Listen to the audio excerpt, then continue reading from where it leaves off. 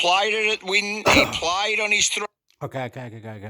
I've got it all wrong. I know this is wrong because I didn't set it up.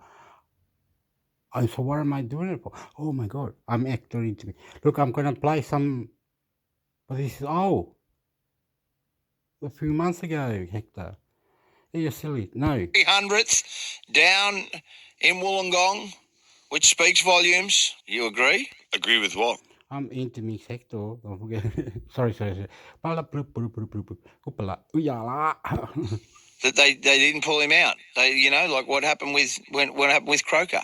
Like when they went down with Canberra. I'm just saying to you. Sorry, like, I wondered where you were going with that, Dobber. Well, of course, Cherry Evans is a key player. So he's got to play. Manly are the same as the Knights. They need wins. They can't afford to rest their best player, their highest paid player, to have their 300th game in Manly. It's like they just can't, Dobber. Like, it's just pretty simple. Okay, did you like that game, mate? What was your take? I mean, obviously, if you look at it mathematically, Manly can make the 8 as well if they continue to win. Yeah, well, they're in the same position as the Newcastle Knights. I think both teams, they're 9-9 with the draw. I think they're going to have to get to 13 wins still to make the 8. So it's a tough task for Manly, but they can do it. They've just got to keep winning. They've just got to keep winning. But look, there was a couple of tough calls in that game for the Dragons. The Jack de Belin sin binning was questionable, and then the no try against the young lad Dan Russell. Like, I don't get that. Do you?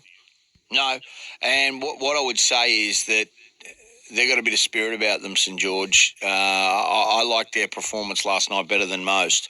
Even though they didn't get the biscuits, there's an effort there that you're seeing from these young brigade, which I do like. So,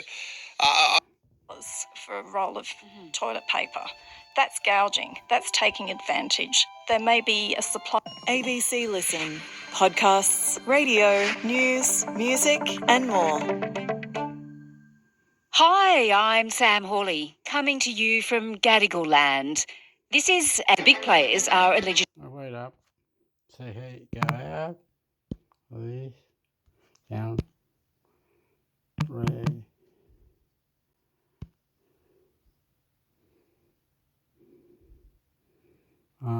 This one or something.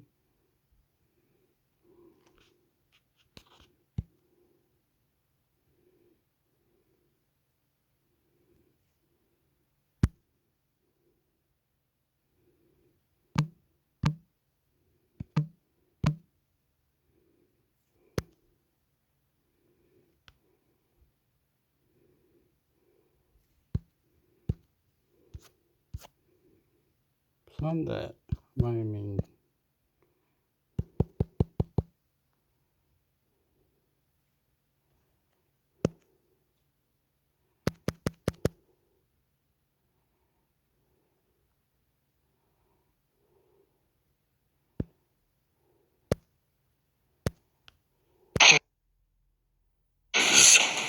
To the issues you care about.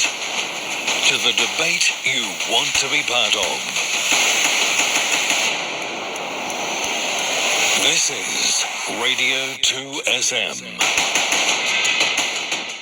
Finance Easy understands that recent times may have been uncertain for business owners, and they'll make it simple to get you finance at competitive rates. Finance Easy. And the news coming on? Or what do you have to do? Gotta wait. Reams of paperwork just. Wait. Gone 1 minute. That's rude. Dickhead. Shut up. License number 392182. Talking sports. Weekdays from 3.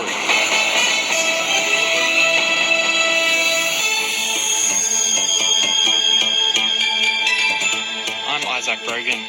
Australia's new bargaining code will be strengthened, ensuring news outlets receive fair payment from tech giants, James Carter reports. The Albanese government has accepted recommendations from a review into the code, which has seen over 30 agreements made between companies like Meta and Google and Australian media publishers.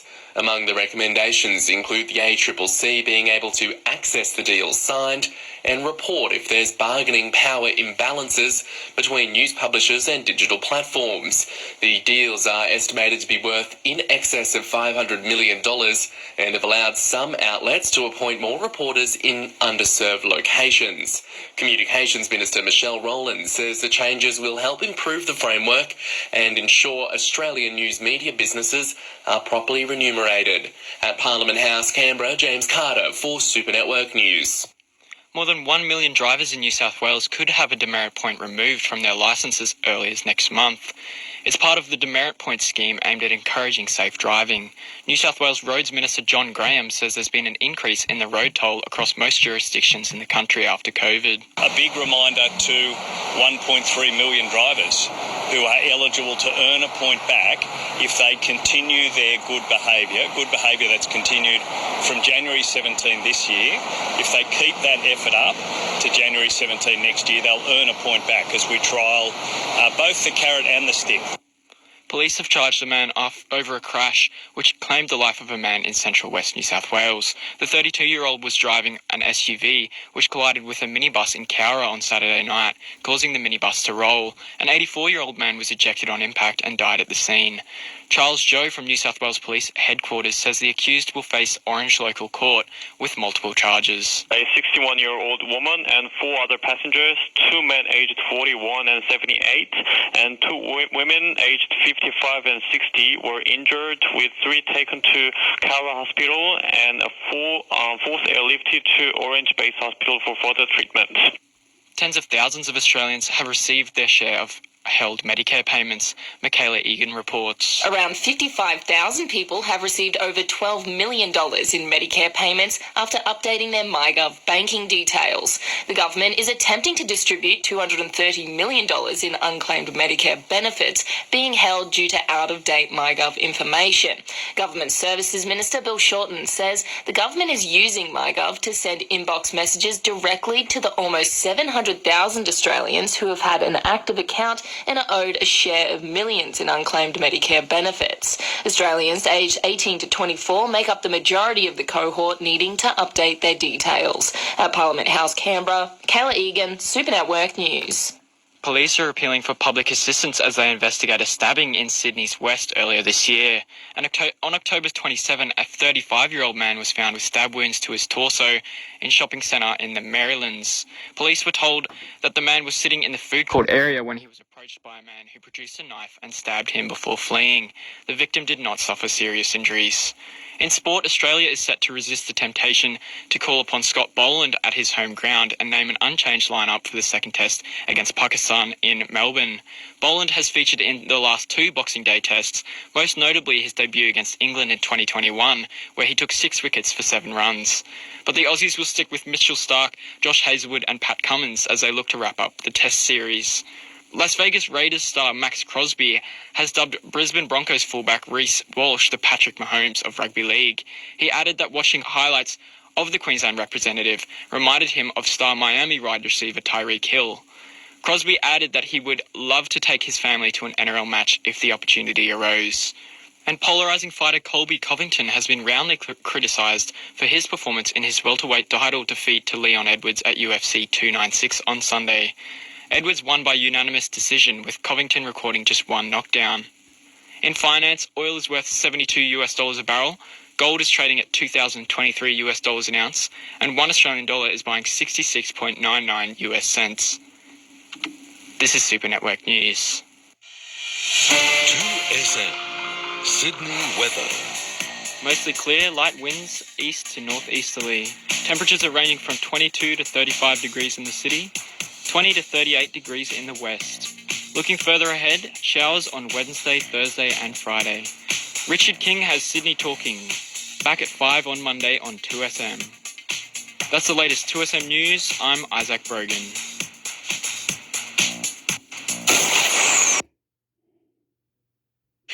if you're listening to us everywhere else. We just went through karaoke's wonderful range of talent tonight. We'll do a karaoke. It's great, and also we're going to play the song that today is used to sitting in front of a microphone. My name's Isla Traquair. I'm a journalist. I specialise in crime. As a crime journalist, Isla's always... ABC, much thanks. I love the Nightlife family. I think it's developing and possible storms in Darwin, a high of 35, also possible storms. That's your latest capital city weather forecast across the country.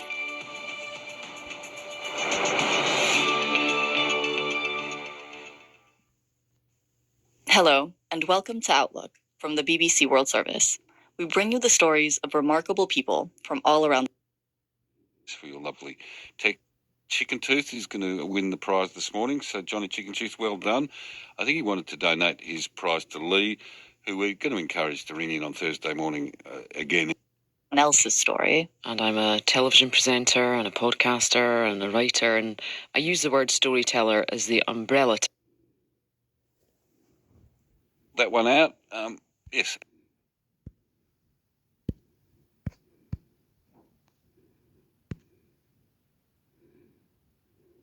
With Coles and Woolies dominating the market.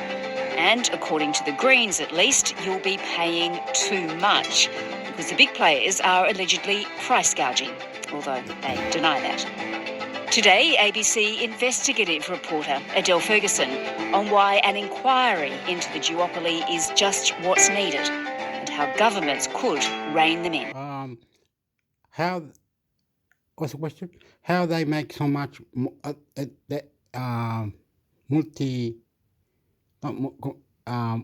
thing is multitasking, they're stealing money, or they're making it hide for money. Naughty. Something stupid. And the ladies, the people, you there, very nice, can't be ripped off. We are from nothing to great nothing, to have what we can, what we got to have, love into your mindfulness. But the government cannot take you freedom and anything away, cannot do and just hide and lie or something.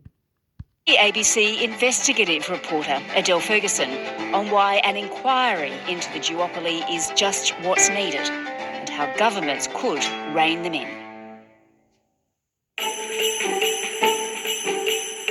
Adele, the supermarkets, I think they're in a festive spirit because Woolworths, it's going to cut the cost of lamb by 20%.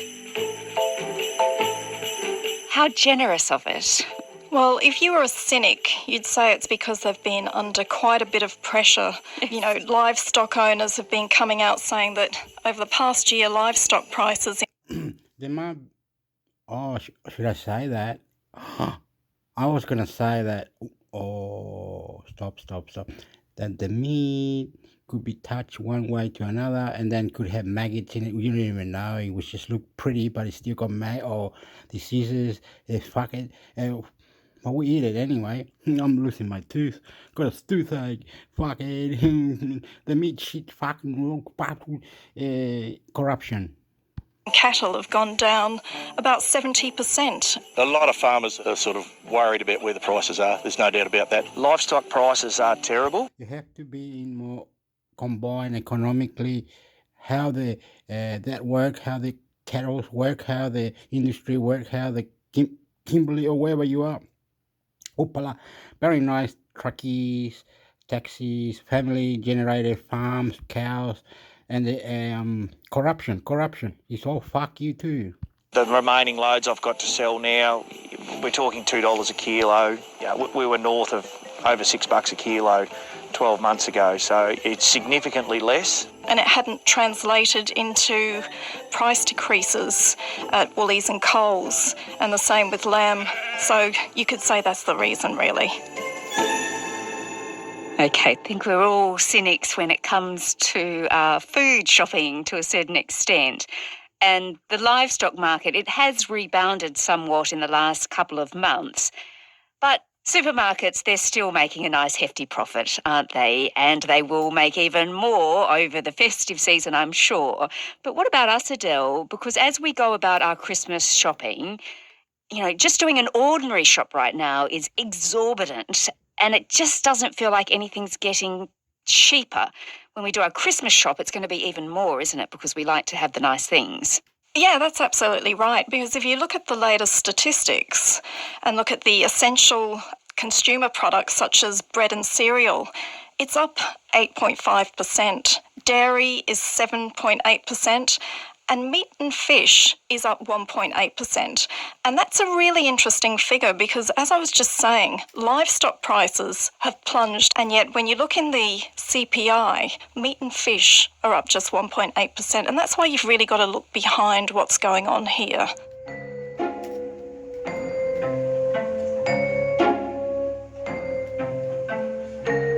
Okay, so that's what we want to do with you. We'll discuss a bit further the profit margin of these supermarkets and why perhaps we're paying so much. But it's pretty hard in Australia, isn't it, to really shop around because we don't have a lot of options. No, that's exactly right. Coles and Woolworths really dominate the supermarket industry. They represent about 66% market share. So that means in most suburbs that you go, there'll be a Coles or a Woolies or even both. So it really crowds out the market for other competitors. Yeah, all right. So they have a duopoly. I mean, we do have Aldi, IGA, there's Costco. But the problem with those supermarkets, I find, is that you can't get everything that you want. Why is it, Adele, that we just can't have more competitors out there?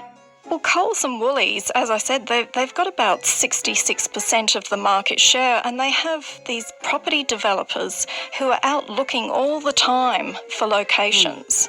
So in the last year, both of them net averaged 23 or 25 new big stores that they built around the country, which is a lot because these are $10, $20, $30 million properties. So it makes it really difficult for the smaller players to try and source them. There's a lot of Woolworths and there's a lot of Coles, we know that. Let's now look at how much the big supermarkets are charging us for things and whether or not that's fair. We know the supermarkets make big money, right? No, that's exactly right. And that's why we really, if you have a look at the sort of profits that these two companies... Upala. I was going to say about biscuits. I don't know why, because I love biscuits or something. I'm sorry. Good manners. Yeah, right. The biscuits. I used to buy the Oreo biscuits or the other biscuits on the box, and now somehow the box is shrink. The bread is shrink to little amount. Anyway, they're making things less and charging the still the same amount, I suppose. Less in the biscuits and still pay the $3 or $2.50. It's crazy. So if it was 13 biscuits, that is only 9 biscuits.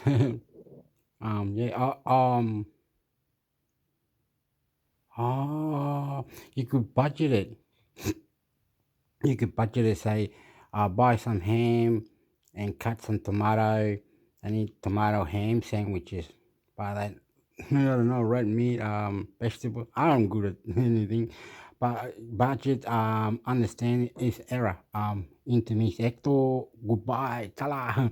Anyway, so like marketing where they're big multi-millionaire person, up high, boss, pro, winner, champion, Woolworths, all the shopping supermarkets. You are beautiful.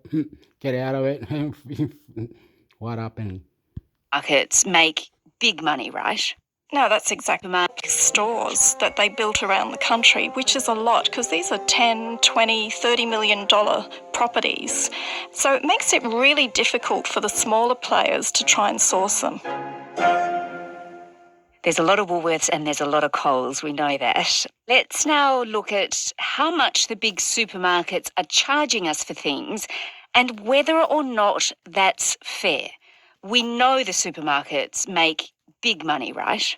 No, that's exactly right. And that's why we really, if you have a look at the sort of profits that these two companies have made, it's over $1 billion.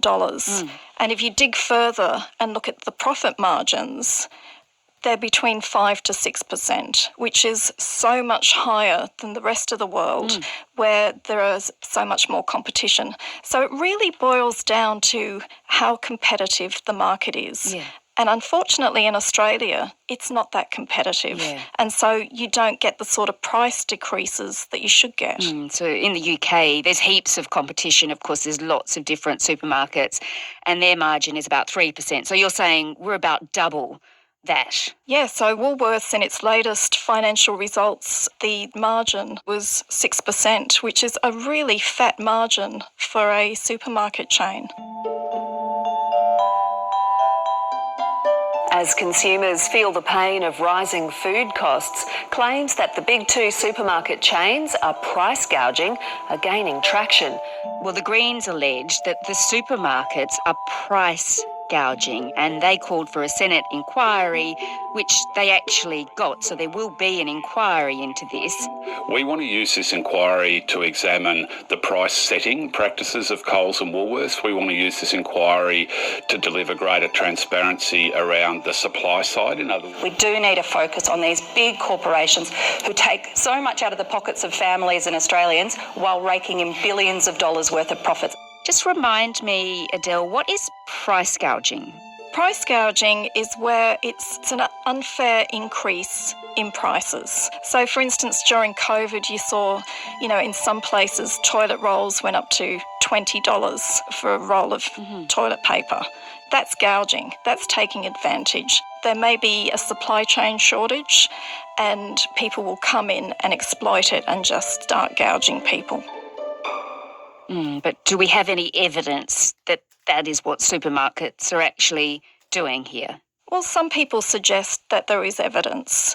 You could argue that with the prices of beef, when you've got a 70% decrease in livestock prices, how is it that hasn't translated when you go into the supermarket? What's going on there? And that's why you really have to look at the supply chain and see what is going on. And we don't have that transparency.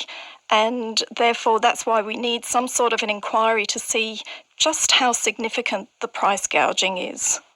Of course, Woolworths and Coles, they deny that price gouging is going on. They say that inflation remains the main problem here, that they're just passing on supply costs. That's true in a sense, isn't it? It is to a degree, but then you have to look at what are they doing to the suppliers. Because if you talk to some suppliers who won't go on the record for fear of retribution, they'll say that they're getting gouged. They have to give the supermarket chains these products at a much cheaper price, and they can't afford it. Well, these supermarkets, though, Adele, they're just big firms, right? They're listed on the stock exchange.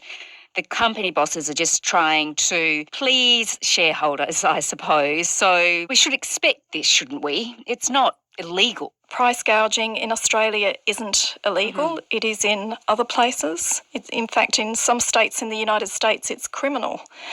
Here it isn't. And you're right. These companies, if they're allowed to do it and they're not breaking the law, why wouldn't they? Because one of their key stakeholders, shareholders, and that's why you need better regulation and that's why you need inquiries just to see what can be done to change things. So tell me more about this Senate inquiry. I mean, can it really do that much? Well, Senate inquiries are good in the sense that they give people a chance to speak out. So they can also call up the CEOs, and companies hate to have their trust breached. So I guess what I'm saying by that is these companies live and die by their reputation. And so if there's talk about price gouging and exploitation of customers, that really damages them. And they really don't want that. And so a Senate inquiry gets a lot of media attention. We saw that with Alan Joyce and Qantas. Qantas is now the most on time and the lowest level of cancellations of any of the major carriers for 11 of the last 12 months. But still the most complained about entity to the ACCC in this country. But the more than Woolworths and Coles. AMP, when, there was the Royal Commission and there was the fees for no service, it can really harm a company.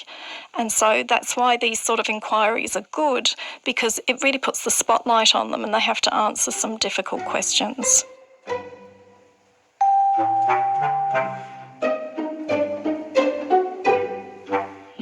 All right, well, that will take a while, of course, and it's not going to make our Chrissy's shop any cheaper at this point, Adele. So what else should be happening, do you think? The Nationals point to the ACCC. Is it doing enough? Well, the ACCC doesn't have all of the powers in its toolkit that some other countries give their competition regulators. So I think what the Nationals are calling for, the ACCC to look into price gouging. These supermarkets have formed. They did us over during COVID. The ACCC former chair made that very clear, that those big profits that they made was at the expense of the consumer and supplier. And so it's important now that we call them out as quickly as we can. And that requires the government. They can't just do that off the bat. They don't have the power. So they need the government to say, go and have a look at this.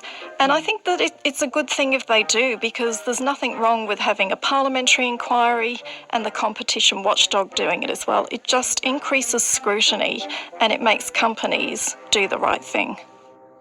So David Littleproud's been talking a lot about that. And also Alan Fells, the former ACCC chairman, what's he been saying? Yeah, so he's been commissioned by the ACTU to look at prices across industries. The public wants answers on what's happening at retail, and that will happen. And also we can get in Parliament aired a whole lot of policy questions. Like, I'm in favour of having a divestiture law, that is, to be able to break up big monopolies where a court thinks it's the right thing to do. And he's saying that one of the things that they should be looking at is giving the ACCC the power of divestiture, which means when a company becomes too dominant, the ACCC would have the power to divest it of some of its businesses.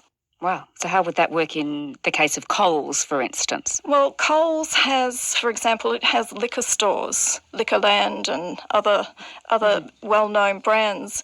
It could arguably tell it to hive off that, or say it can't keep buying IGA stores that are for sale, because there could be some suburbs where there are a Coles, a Woolies, an IGA and a Costco, and if one of them gets sold to the big two dominant supermarkets, it's just going to have way too much dominance in that area.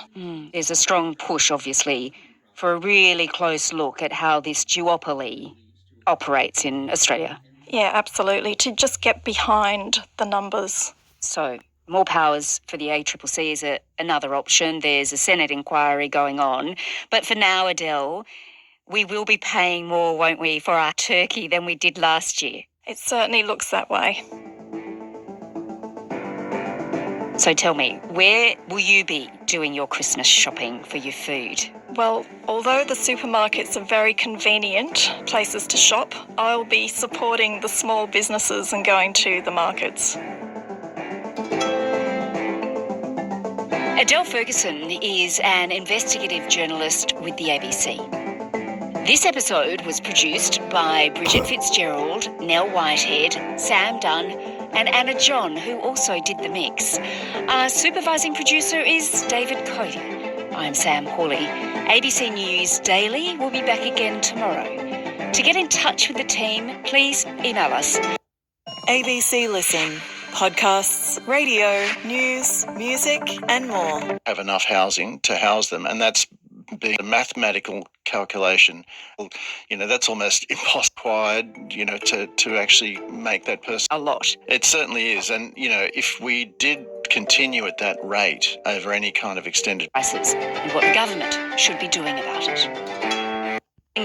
The number of immigrants who've arrived in Australia in 2023 will have reached up to 600,000. That's more than the population of the national capital, Canberra. They're filling jobs and often bringing a rich cultural diversity to communities. But the economy is doing, and that's simply growth. As many countries slipped towards recession, Australia's economy accelerated. GDP or because that extra body has to have a roof over his or her head, will eat, there's all the services and everything that are required, to actually make that person function. So simply adding bodies adds to GDP. So it makes it look as though you've got a really strongly growing economy. I don't know how many times you would have read over, up until the pandemic that we were the miracle economy, 30 years of unbroken economic growth. As many countries slipped towards recession, Australia's economy accelerated. GDP or economic growth for the December quarter was 1.3%. And I'm pleased to say that despite some of the sharpest falls in commodity prices since the global financial crisis, the economy grew by a solid 0.5%. 0.9% growth in the March quarter makes us one of the fastest growing economies in the developed world and faster. Australia is in its 27th year of consecutive economic growth. And, everybody was, shouting it from the rooftops. How do you do this? Well, you do it by just importing people. And there's another measure to look at how well your economy is doing, and that's simply to strip out the impact of immigration. So what you do is you divide your economic growth by the number of people in the economy. And if you do that, it's called per capita GDP. You would see that we had quite a number of recessions right through that period. Because what that does is it looks at the welfare of people within the economy rather than just a blunt measure of growth itself. So immigration, it grows the economy. What does it do to inflation? Because, of course, that's what we've been talking about a lot during the year, inflation, interest rates. So what do all these new people do to inflation? Well, if it's done properly, and this is something that the Reserve Bank Governor Michelle Bullock made the point of, if immigration is done properly, it won't add to inflation, because what it does is you've got more skilled workers. It means that there's no shortage of workers if you do it properly. If you make sure there's adequate housing, it won't add to inflation. If you do it in a very measured way, it can be extremely beneficial to your economy. And that's just from an economics perspective. I mean, if you want to look at it from a cultural perspective and, the richness other nations and cultures can bring to Australian society, well, that's almost impossible to measure. Yes, of course. But if it's not done properly, it can cause all sorts of problems. And I think it's really just a mathematical calculation. Are we bringing too many people into the country at the moment because, we don't have enough housing to house them? And that's being made very clear by simply what's happening in the rental market. People arriving here have to have a place to live. They have to put a roof over their and their families' heads. And we've got vacancy rates basically at 1% in the country. It's an all-time low.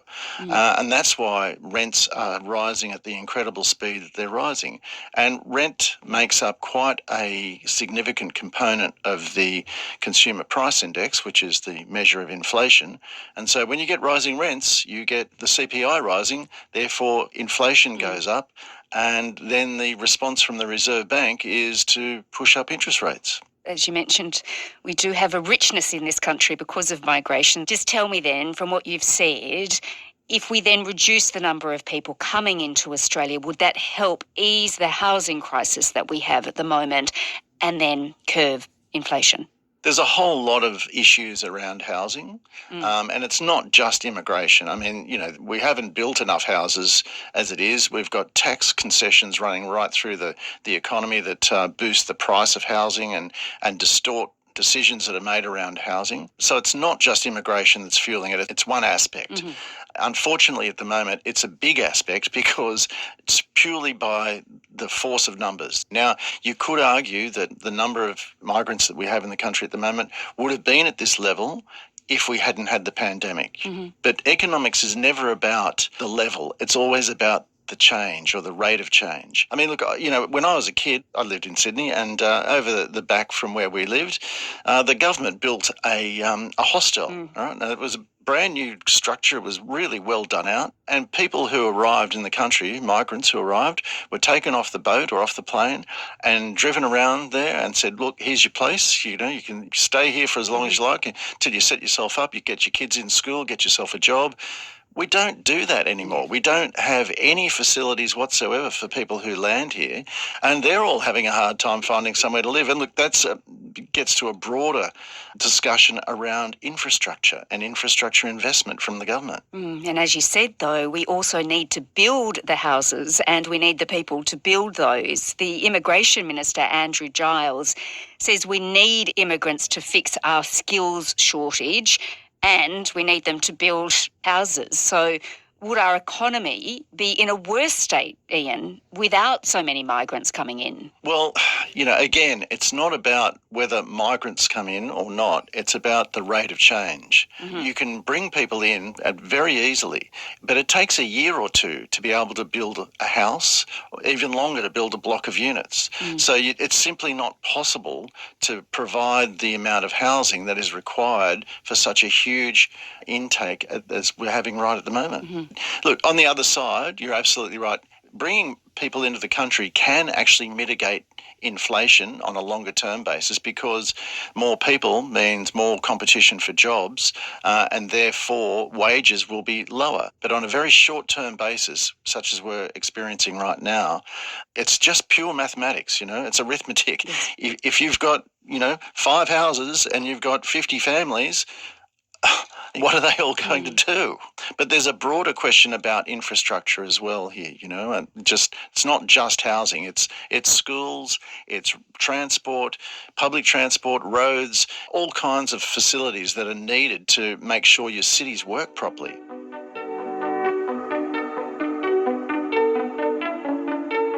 The Shadow Immigration Minister, Dan Tehan, he warns that the migration surge will have dire consequences. So, as you mentioned earlier, it's becoming very political as well, isn't it?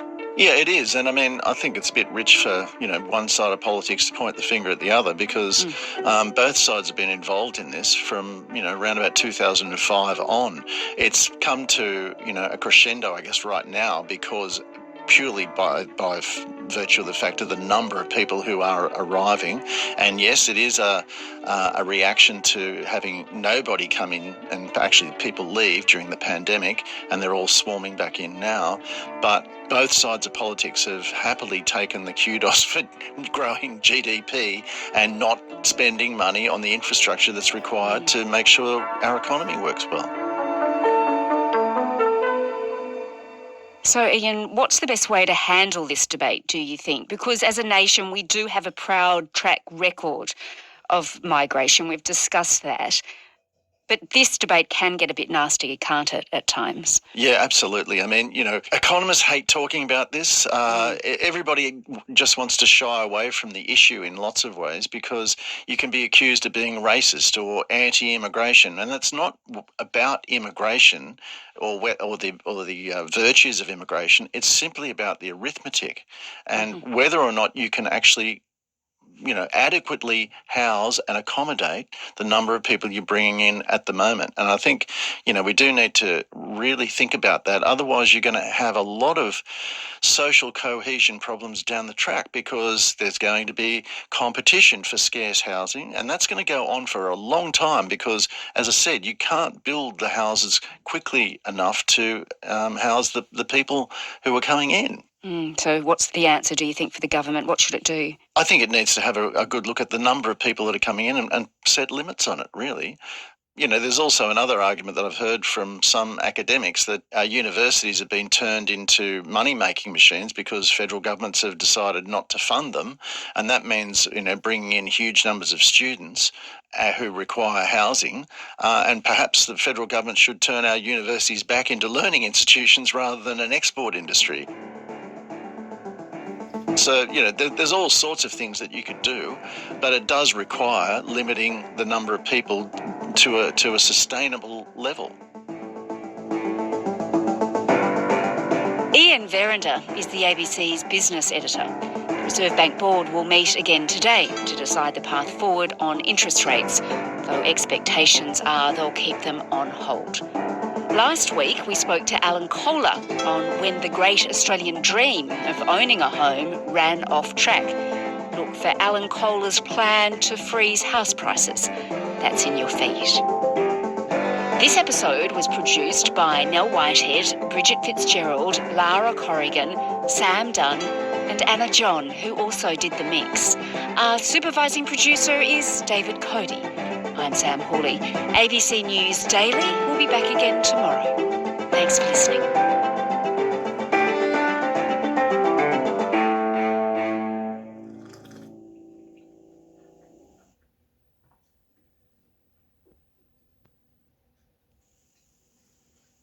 Okay, I'm going to narrate as I do this. Notice that the clock is ticking over here. Okay. I'm going. See you later, alligator. Love you, intermix sector. It was good. Funny. Whatever. Intermix sector. Ciao, amigo. Hello. How are you?